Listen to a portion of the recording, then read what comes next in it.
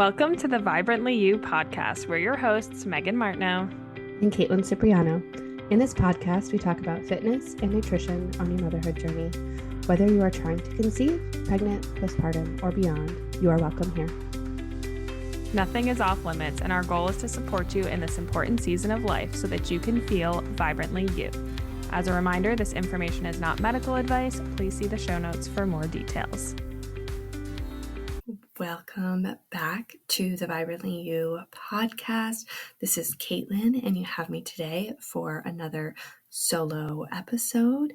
If you are new here, I'm really excited to have you here with me today, and we are going to be talking about something that so many pregnant women deal with. Today we're talking about heartburn, and that is that feeling in your chest or your throat after meals that make you sometimes dread eating certain foods.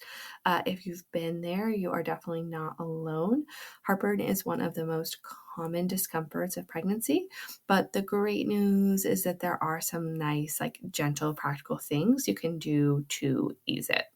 So first off, let's talk about why heartburn happens in pregnancy. So during pregnancy, your hormones, especially progesterone, are relaxing the muscles throughout your body, including that valve that's on the top of your stomach. And so that valve usually keeps the stomach acid where it belongs, but when it relaxes, acid can move upward into your esophagus. And particularly as you progress in your pregnancy and the baby's growing, there's also just more pressure on your stomach. So this can push the acid upward and just exacerbating those symptoms, particularly later in pregnancy. So again, it's not just about what you eat, your body is changing and growing to support the baby. And to kick this off before we get into some tangible things, I want to share my experience with heartburn. So during my pregnancy with my first child, I was about 20 weeks pregnant, and I went on a baby moon cruise with my husband, and we had gone to the Italian restaurant for dinner. I definitely overdid it on this meal, but sometimes eggplant parm and tiramisu are just worth it, right? Anyways, in this case, not so much. But I woke up around 2 a.m. with this burning sensation in my chest. And quite honestly, at first I wondered, am I dying? Am I being dramatic here? I'd never experienced anything like it before. And it took me a minute to realize oh, this is heartburn. Yeah, this is really rough. Okay. So that was honestly the first time I had ever experienced heartburn. And I then understood why, this is such a common complaint. And it really gave me such a new appreciation for how uncomfortable and surprising it can really be. So I want to talk about the common heartburn triggers, right? Everyone's triggers are going to be a little bit different, but there are some common foods as well as habits that can make heartburn more likely to occur. So we want to be mindful of these. Things like fried or greasy foods, spicy foods, again, these tomato-based dishes like pasta sauce or salsa, citrus fruits and juices. Unfortunately, chocolate and coffee are on the list, and also those bubbly carbonated drinks alongside peppermint. So those are some really common specific foods. The other habit-based things that can pop up are eating large meals, kind of like I experienced, as well as lying down too soon after eating. So if you are noticing heartburn, I find it really helpful to maybe keep a little journal, take some notes, jot down what you ate before you had the flare up. Sometimes keeping a little log can just make these patterns super clear and help you figure out which things might be worth skipping and which don't tend to aggravate your symptoms at all.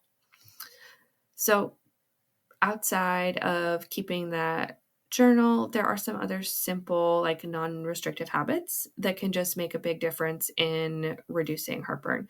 So much like we talk about in both the early days of first trimester nausea, as well as these like later stage third trimester tips, is eating these smaller, more frequent meals instead of potentially 3 larger ones. Like breaking this up for a lot of people can really make a big difference.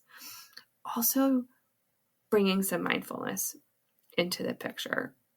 Your digestion starts in the mouth, so really like chewing slowly and just like eating mindfully, like setting your fork down in between bites, can really make a big difference.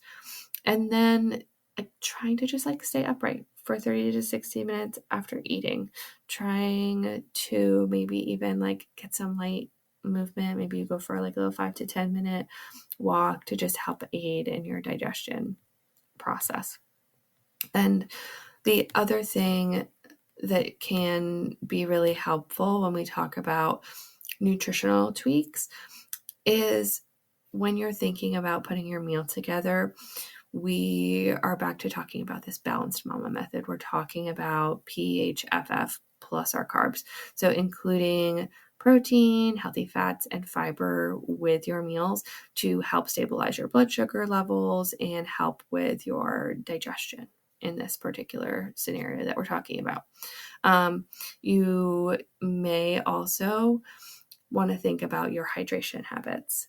This, I think, is under talked about when we think about heartburn, but your fluid intake can make a big difference on that pressure inside your stomach and digestive system. So trying not to drink large amounts of water or other beverages during your meal, but instead just focusing on sipping like water and your other fluids consistently throughout the day. Because you do want to stay hydrated, but you want to, again, just like be aware of the volume. This, for some people, can be like the key. Like this makes the biggest difference from them. So if you haven't tried this yet, I would definitely highly recommend you look at kind of almost like excluding fluids when you're sitting down for your main meals. Obviously, if you need like a few small sips, to help, go for it, but just, not chugging big glasses of water or other beverages alongside a larger meal. Okay. And let's see, what have we not covered here? I think these are the big guys. You want to, again, really like pay attention to this. Like sometimes despite doing all the right things with heartburn, it still happens. And if you're really like struggling to eat, the burning is like constant, don't feel like you need to suffer in silence. Like bring this up to your provider.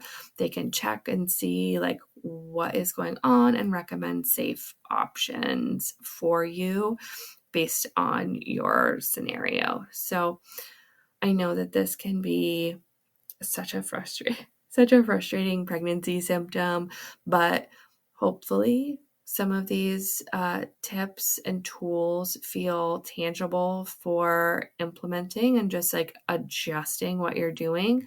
And again, like the goal of this isn't perfection. It's just like what things can you do to help feel better and to help your body stay nourished as the baby grows and your body continues to change. So keep things simple. Again, if you're really struggling, please don't suffer in silence. Reach out to your provider. And I hope this was a helpful episode for you today. If you found it, please feel free to share with your friends.